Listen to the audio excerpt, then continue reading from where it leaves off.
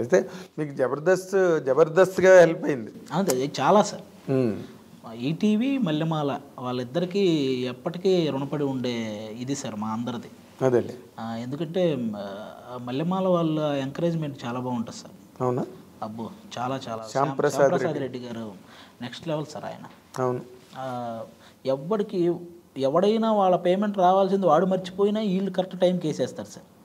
వాడికి చేశాను కదా మర్చిపోయాను అని వాడు అనుకోవడం తప్ప ఈ పేమెంట్స్ కరెక్ట్గా ఈటీవీ నుంచి మల్లెమాల నుంచి పర్ఫెక్ట్గా పడిపోతాయి సార్. ఎవరికి అందులో చేసిన వాడికి మ్యాక్సిమం చిన్న కష్టం తెలియకుండా అలాంటి పేమెంట్లు, అలాంటి పేమెంట్ వర్క్ సార్, అలాంటి వర్క్ సార్. వన్స్ అందులో మనం చేసిన తర్వాత ఏదో ఒక షో రన్నింగ్లో ఉంటూ ఉంటుంది సార్. నాకు తెలిసి ఒక గవర్నమెంట్ జాబ్ లాగా సార్.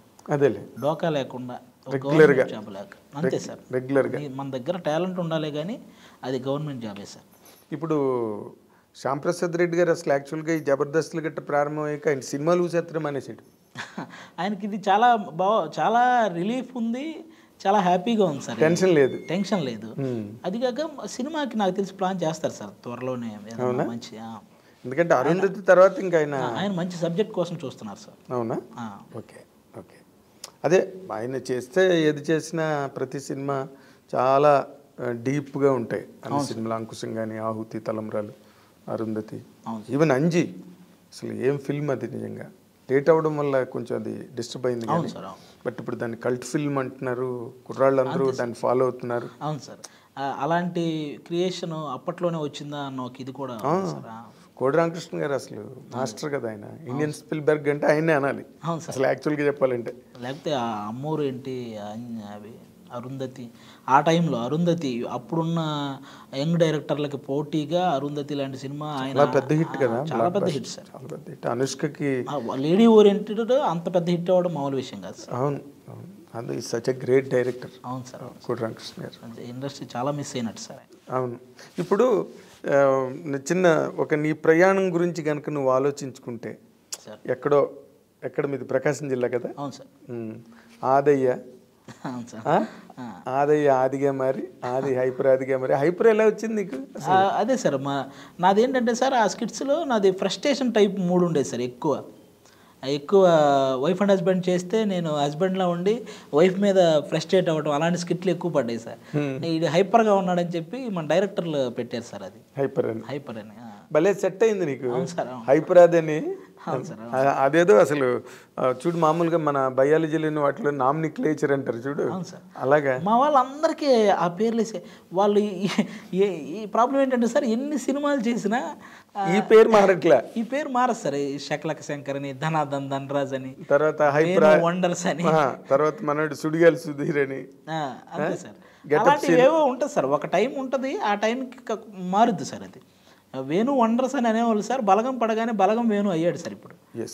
అలాంటి ఏదో ఎక్కడో ఉంటుంది సార్ అలాంటి సబ్జెక్ట్. బలగం అన్నది ఒక ల్యాండ్ మార్క్. అవును సార్. సినిమాని ఒక మలుపు తిప్పింది కదా. దాన్ని అలా చెయ్యాలని ట్రై చేస్తున్న వాళ్ళు చాలామంది ఉన్నారు. మొన్న కూడా శ్రవంతి రవికిషోర్ గారు మలయాళం సినిమా ఒకటి డబ్ చేసి రిలీజ్ చేసాడు. అలా ఉంటుంది. దేని మీద అది చూసాను సార్, చిన్న టీజర్ చూసాను సార్. అలా ఉంటుందని. సో మీరు అందరూ కూడా ఇండస్ట్రీలోకి, టీవీ ఇండస్ట్రీలోకి వచ్చి వాటి రూపురేఖలను మార్చేశారు కంప్లీట్గా. సినిమా ఇండస్ట్రీ మిమ్మల్ని చూసి క్రేజ్ ఫీల్ అయ్యే రేంజ్ టీవీ ఇండస్ట్రీకి తెచ్చారు మీరు. అంతకు ముందు లేదు అది. ఏదో టీవీ సీరియల్స్ ఆ విధి గిది ఏవో నడుస్తుండేవి. అందరు సపోర్ట్ సార్. అంతే సార్. మనము ఏదన్నా సినిమా జబర్దస్త్ పీక్ చేసే టైంలో కూడా ఎవరైనా మన సినిమా వాళ్ళు కనపడితే వాళ్ళు కూడా మీరు చూస్తుంటాం చాలా బాగుంటుందా అని అన్నప్పుడు ఇంకా అది అన్ని రకాలుగా బూస్టప్ సార్. మీరు స్టార్డమ్ కదా, ఇంకేంటి దాన్నే స్టార్డమ్ అంటారు.